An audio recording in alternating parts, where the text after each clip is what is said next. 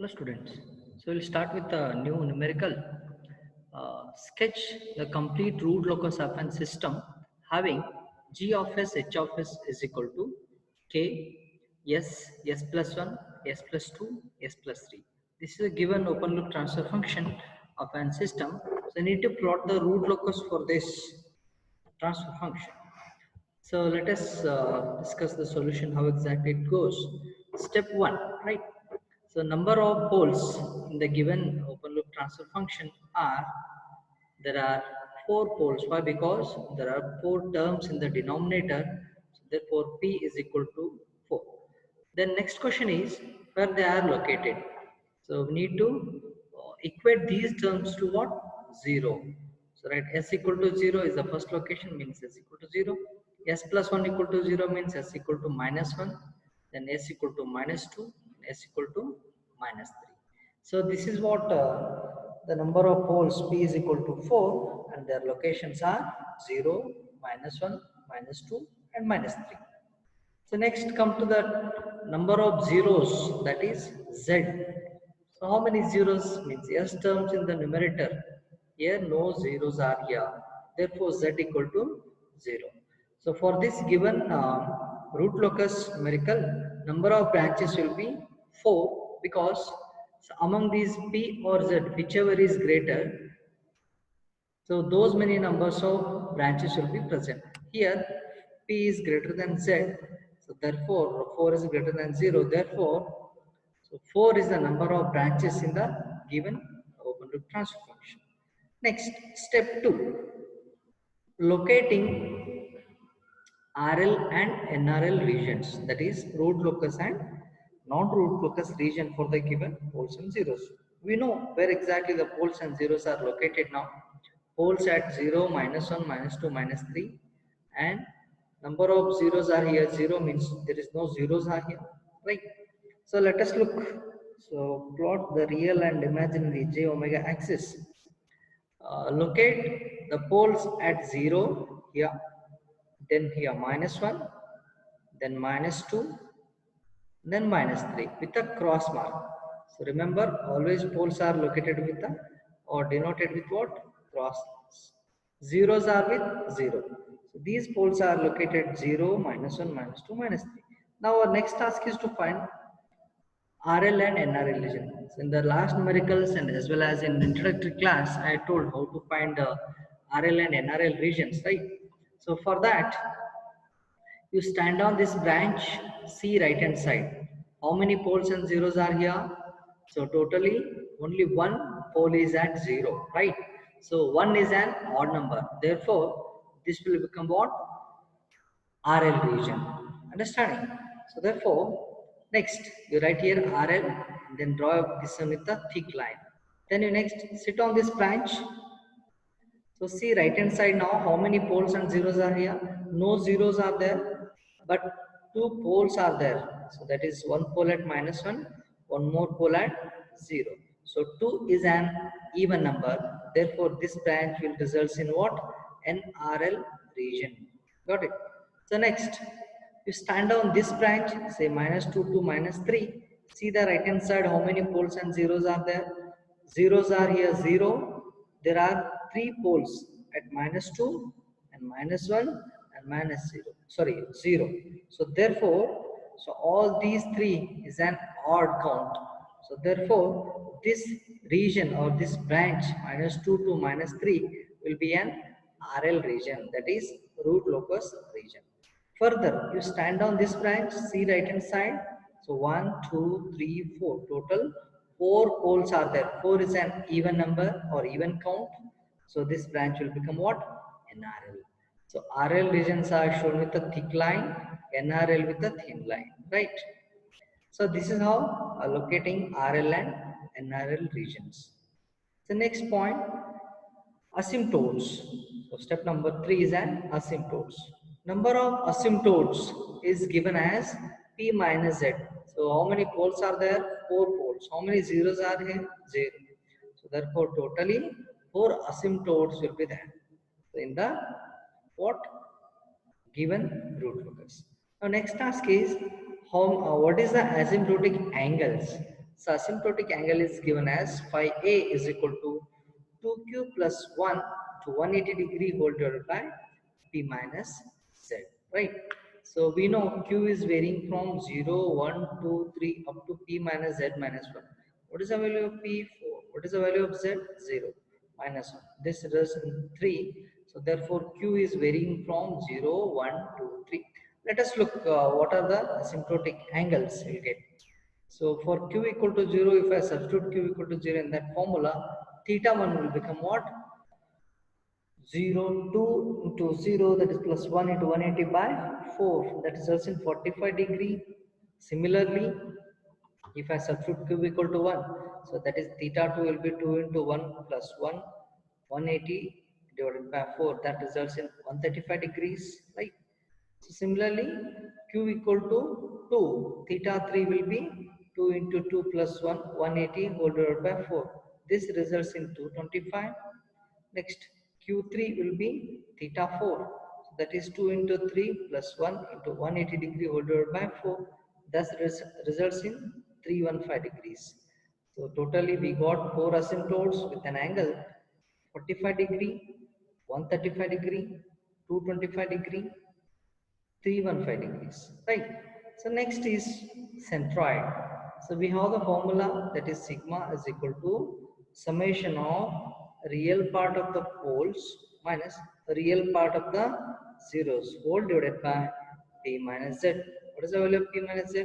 4. What are the real parts of the poles? 0, minus 1, minus 2 and minus 3. Sum of these, okay, minus zeros are here 0, so therefore it is 0. So overall, by simplifying this one, this will become what? Minus 1.5. So let us indicate. Let us indicate. So this centroid as well as asymptotes in a single graph. Let us look here. We'll see. See, this is the real part as well as imaginary j omega axis. Okay. So I located the poles also here 0, minus 1, minus 2 and minus 3 also. So centroid is located at minus 1.5, means exactly in between minus 1 and minus 2 here. This is a centroid. So from that we have the four asymptotes AS1, AS2, AS3, AS4, means asymptote 1, 2, 3, 4, right? So those corresponding angles are also shown here. So that is 45 degree here. So next one is 135, next one is 225, next one is 315. So this is all about the centroid as well as asymptotes, right? Next thing is that, so breakaway point. How to find the breakaway point? That is a step number 5. So we know the characteristic equation can be written as 1 plus g of s h of s, right? So if you write 1 plus this g of s h of s value, k by s, s plus 1, s plus 2, s plus 3, that's equal to 0. Upon simplifying, so we'll get the equation s raised to 4 plus 6s cube plus 11s square plus 6s plus k is equal to 0. Therefore, k is equal to minus s raised to 4 minus 6s cube minus 11s square minus 6s. So we have a condition for to find breakaway points. So that is dk by ds must be equated to 0. You differentiate this above equation. So that results in minus 4s cube minus 18s square minus 22s minus 6 is equal to 0. So using calculator, so if you solve this third order equation, you get the s values or roots of this equation are minus 1.5, then minus 0.381, minus 0.2619. So among these, which one is valid and which one is invalid BAPs we need to find. The point which falls on RL region will be an valid BAP. Here, minus 0.381 and minus 2.619 are the valid BAP. Why? Because they falls in the RL region. So what do you mean by this? See, so those 2 points lies in this RL region. So minus 1.5 will be in the NRL region, so it will be an invalid BAP. So that's fine. We are written here minus 1.5 is an invalid BAP. Minus 0.381 and minus 2.619 are the what valid BAP, right? Next, step number is an intersection with an imaginary axis. So what will be this one? So we have the already characteristic equation, that is s raised to 4 plus 6s cube plus 11s square plus 6s plus k is equal to 0 by using RH criteria. So we should construct an RH table for this one. So coefficients of s raised to 4 is what? 1 here. Next, skip this term and write this one 11. Then you skip this term and write k here. Then coefficient of s cube, what is that? 6 here, 6. Skip this term, so write 6 again. No term further, 0. So how to find this one? 6 into 11 minus 6 divided by 6. So answer is what? 66 minus 6 by 6. That results in what? 10. Right? How to find this one? K. 6k minus 0 divided by 6. That results in what? K. These all things we are discussed in the previous module, right? Similarly, how to find this value? 10 into 6, that is 60, minus 6k whole divided by 10. So next term is 0. Next, 60 minus 6k divided by 10 into k minus 0 whole divided by this term.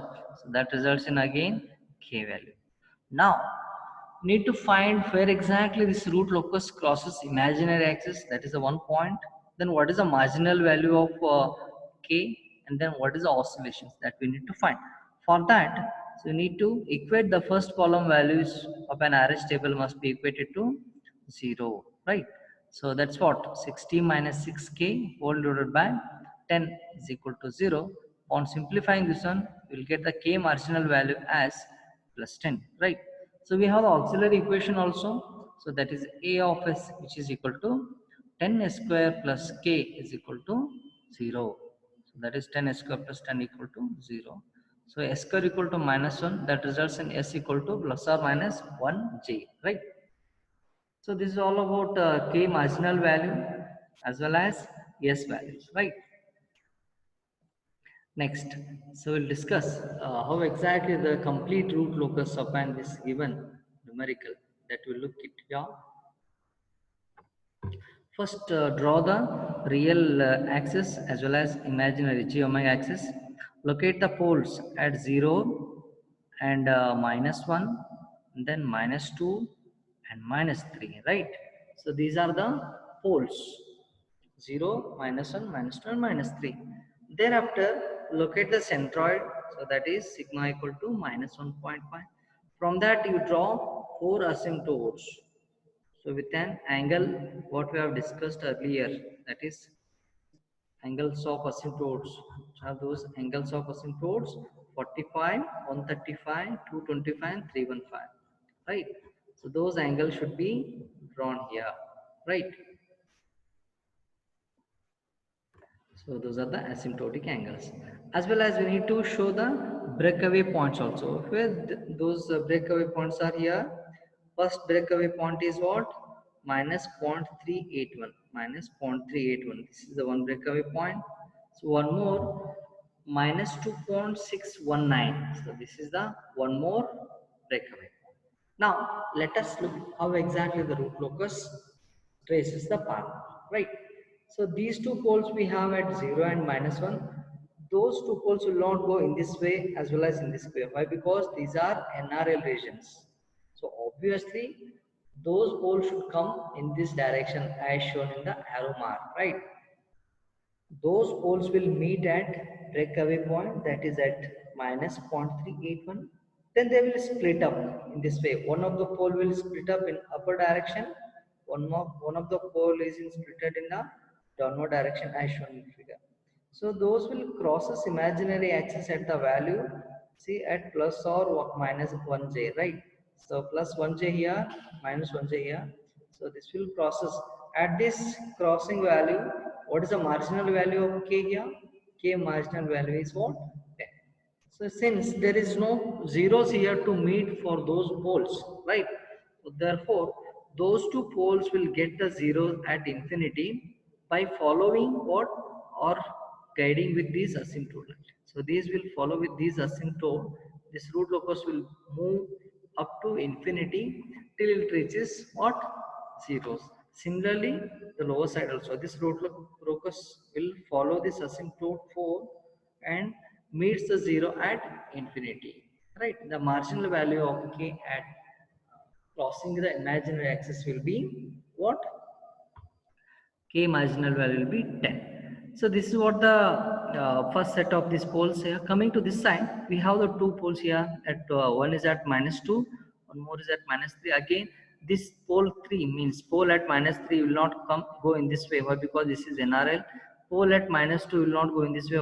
Why? Because this is NRL. Obviously, these two poles will come in this direction, and then they will meet at breakaway point and split up like this, and these will follow the asymptote 3 as well as asymptote 2 in this way. So here there is no zeros in the root locus here, so obviously these two poles will get the zeros at infinity by following the asymptotes 2 and 3. So this is how the complete root locus will be drawn. So it should be drawn in the graph by taking the particular your scales as usual, right? So the system will be unstable after k value crosses what? 10. Why? Because so it is coming in the right hand side of S plane, so that system results in instability. So therefore, system will be stable for the k ranging from 0 to what? 10. So if it crosses just 10, the system will become what? Unstable. This is how the complete root locus occurs. So given on the transfer function, right? So we'll stop it here. So rest all the things we'll discuss in the next class.